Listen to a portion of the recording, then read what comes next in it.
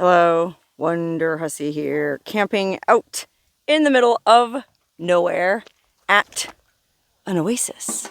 That's right, there's this amazing oasis in the middle of this vast and unforgiving desert valley. It's the Saline Valley, and those mountains we're looking at there are the Inyos. Matter of fact, Cerro Gordo Ghost Town is at the top of these mountains. If you ever watched that channel, Ghost Town Living, the guy, Brett, I think his name is, that bought the ghost town, lives way up there. Well, back yonder somewhere. Anyway, we're not hiking to Cerro Gordo. I don't even know if you can hike up there from down here.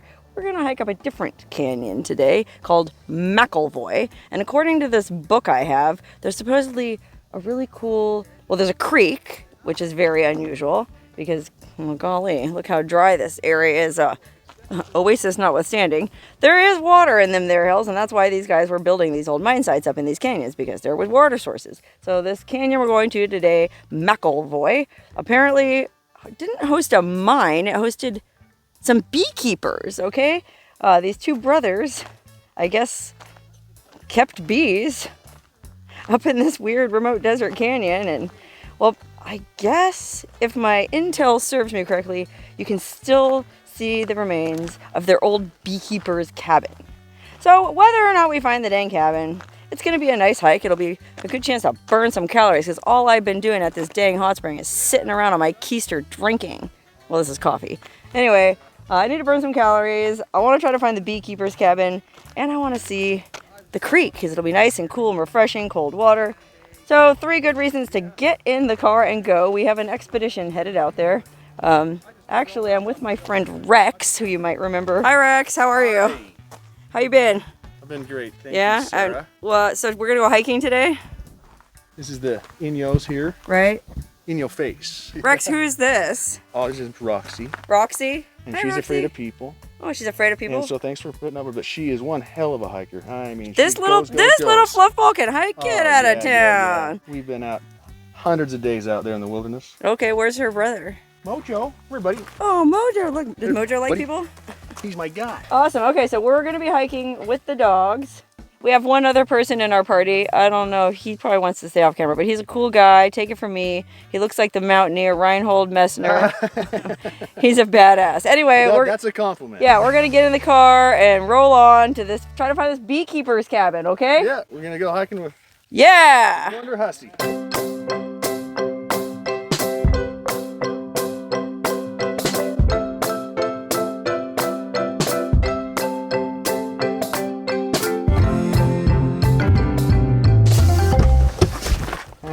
Arrived at the base of the Inyo face. In your face. And 10,000 vertical feet.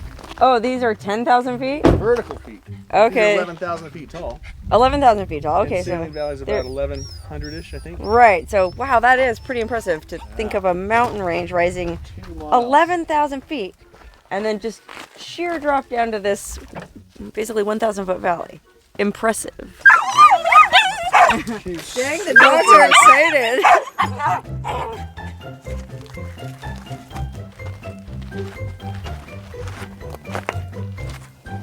Oh, there it is. Look, there's the beekeeper's cabin. Wow, how about that? We barely started hiking, and our other friend spotted it immediately. I thought we were going to have to hike way farther up to get to it, but look at that. It's right down there. Let's go check it out.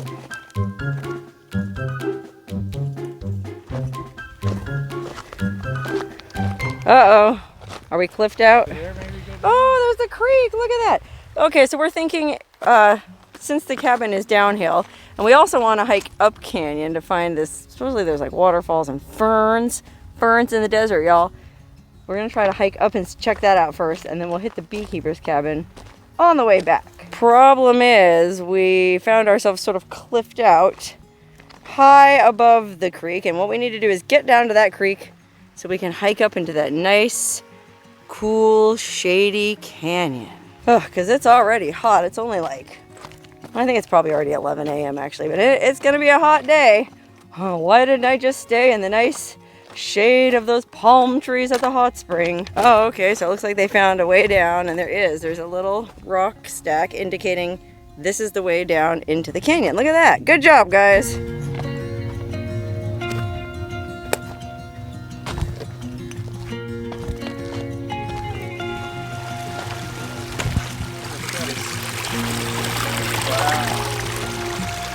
Ah, feels amazing. Oh yeah, the dogs love that water. Nice, cool. Look at that. That's snow melt coming from all the way up at the tippy top of the Inyo Mountains, flowing all the way down towards that arid, I mean, look at that. That's sand dunes down there in the valley. This is a bizarre landscape. Wow, this is really a good amount of water coming down here. How about that? You know, life-giving water out here in this environment. I mean, you basically have to live, if you're going to be crazy enough to live out here, live in one of these canyons with one of these streams coming down it, because life down there wouldn't be very pleasant or very long. Wow, look at all the little spring wildflowers. Oh, I love this. And it smells amazing. Oh my gosh, I say this all the time, I wish this was smell-o-vision, because as rocky and barren-ish as this landscape looks, it smells very sweet. All these creosote bushes are even blooming. Everything's alive for about the next 2 weeks, and then it'll get too hot and everything will just fry up and die. And this creek will probably dissipate too. I mean, I think it's a year-round creek, but I'll bet it's not much more than a trickle if you come here late summer. According to what I heard from some other people, there's supposed to be ferns up here, okay? Ferns in the desert. I'll be very, very surprised if that's true, but you never know.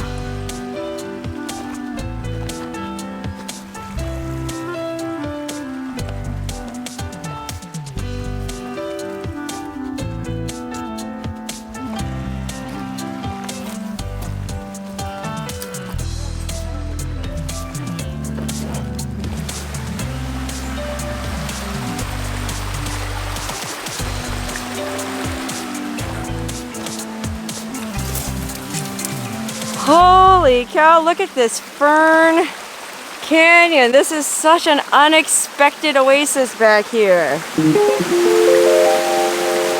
Oh my gosh, like 30 degrees cooler back in here. There's ferns and moss. Look at that, even like clover. Ooh, the dogs like the clover. Golly, this is way cooler than I thought. Look how beautiful this is. Woo-wee! The water's falling on me. We're underneath the waterfall. Not sure you can see that. All the water is raining down on us. It feels amazing. Now, apparently these brothers who were beekeepers up here had some kind of ladders. Oh, look, yeah, there's a rope coming down. Well, they had some kind of weird wire and wood ladders that they would climb up here to, I guess, get their honey from their bees or something. But I don't know when the last time that rope was tied. I'm not sure I trust it. Oh yeah, it feels pretty old. I mean, I'm not even sure that would hold. Oh, it looks like Rex is going for it. The dogs made it up with no problem. Yikes! Okay, well if he did it, I guess I'd better do it. Yeah, I'm gonna do what James is doing. I'm gonna use the rope and climb up the mud. Made it!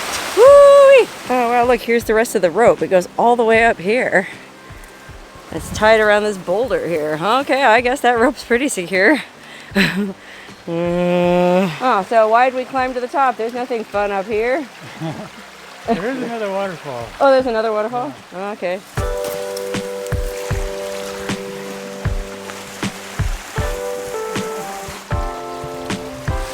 All right, we made it to the second and final, I guess, waterfall on this trail in this canyon. And this is a pretty good, how high do you think this waterfall is? 30 feet? Yeah. Pretty good sized waterfall. I mean, it does look like there's probably more cool stuff up above it, but unfortunately there's no rope, there's no ladder, there's no reasonable route for a sane person to ascend this. So now we've finally decided we're gonna turn around and head back down canyon and check out the Beekeepers cabin.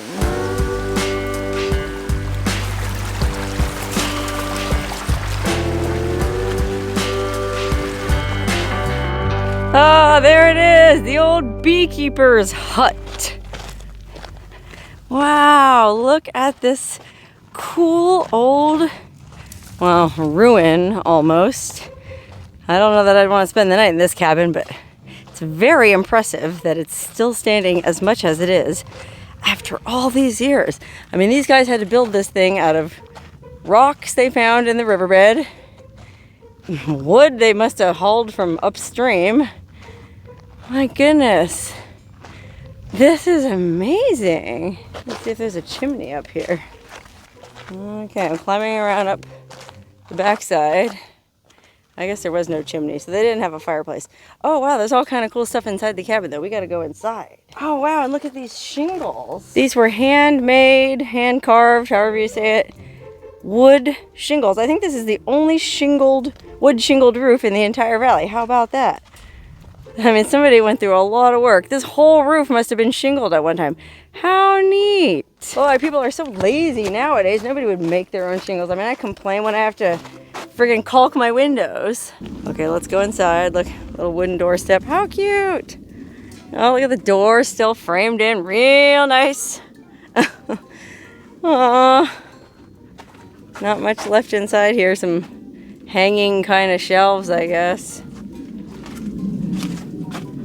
The back wall, look at that. It's built right into a stone, big stone. Oh my gosh, look how cool these windows were. Oh look, there was a chimney. There's a metal ring. I mean, I'm guessing that's what that was. So there was probably a little pot-bellied stove here. Man, look at that old gas can. Holy moly. And then is that part of an old stove? Or what is that? What the hell's that? That was where he kept his dolls. It was a doll swing. What do you think that is? Any idea? The doll's stove? Oh, a doll stove. Oh, we're in a dollhouse. Here's a bunch of old boots. Maybe these were the beekeepers' boots. They look like beekeeping boots to me. Yeah, I don't really know anything about this place other than somebody told me there were two brothers who lived here. They were beekeepers. They had some kind of ladders to get up canyon. I'm not sure toward what end. And apparently they left when they saw the first set of headlights driving into the valley because they figured their peace and quiet was over. And frankly, who can blame them? Oh, look at this. Some old rusty hinge. Just some little odds and ends left over from these two beekeepers' lives. I think they were brothers. Two brothers. Living in the lonely beekeeper's hut of McElvoy Canyon.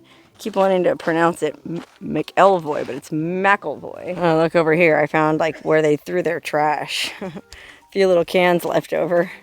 Look at that. They had sardines. Some kind of anchovies. That's probably coffee. This was maybe beans. Oh, wow, interesting. This can doesn't even seem like it's been opened. Oh my goodness, that's cool. Oh, I guess this part here just popped out. Oh, maybe that was motor oil or something. There, I put the cans on the shelf there, and look at that. Rex found an old mouse trap. Holy cow. Wow, good job, guys. We did it. Not only did we make it to the first waterfall, we made it to the second waterfall, and we even made it to the beekeeper's cabin. So now I feel like we've done the McElvoy Canyon trifecta. Hell of a good day. Pretty cool. But I can think of something that's even cooler. And no, I'm not talking about the Fern waterfall, which, by the way, you'd never know. There was a ferny grotto with a bunch of waterfalls just up that canyon. Look how dry and dusty it is. I mean, you would never in a million years know there was a tropical paradise up there. But then again, look at how dry and dusty this whole valley is. And you would never know there's another paradise right there. That's the hot spring where I'm camped. That's the hot spring where there's a nice grassy lawn in the shade of all those palm trees. And that's the hot spring where I have my refrigerator full of ice and ice cold booze. So I can't wait to hike back and have a delicious cocktail in the shade.